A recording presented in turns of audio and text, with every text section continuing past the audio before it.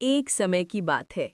एक हरे भरे जंगल में टिंकू नाम का एक नटखट बंदर रहता था। टिंकू बहुत फुर्तीला और शरारती था। उसका पसंदीदा काम था ऊंचे पेड़ों पर कूदना और मीठे फल तोड़कर खाना। टिंकू एक दिन जंगल में घूम रहा था। उसे जमीन पर एक टोकरी दिखाई दी। ये टोकरी फलों से भरी थी, लेकिन उस पर एक बड़ा सा ढक्कन लगा था। टिंकू ने सोचा, वाह, इतना सारा खाना! उसने ढक्कन खोलने की बहुत कोशिश की, लेकिन वो बहुत भारी था। तभी उसकी नज़र एक छोटे से छेद पर पड़ी, जो टोकरी के किनारे पर था।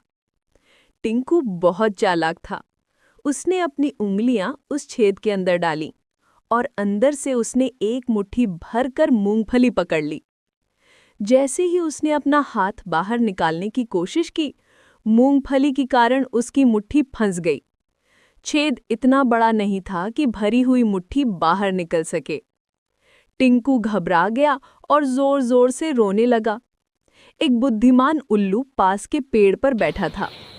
उल्लू ने टिंकू को रोते हुए देखा और पूछा, क्या हुआ नटखट टिंकू, तुम क्यों रो रहे हो? टिंकू ने रोते हुए सारी बात बताई कि कैसे मूंगफली के लालच में उसकी मुट्ठी टोकरी में फंस गई है। उल्लू ने मुस्कुराते हुए कहा, टिंकू, अगर तुम सब कुछ पाने की जिद छोड़ दोगे और बस थोड़ी सी मूंगफली छोड़ दोगे, तो तुम्हारी मुट्ठी आसानी से बाहर आ जाएगी। लालच बुरी बला है। टिंकू को उल्लू की बात समझ में आ गई।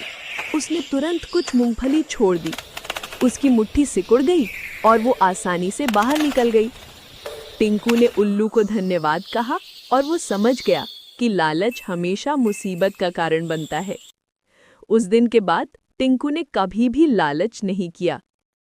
सीख: हमें कभी भी लालची नहीं होना चाहिए और जो हमारे पास है उसी में संतोष करना चाहिए। क्या आप कोई और कहानी सुनना चाहेंगे?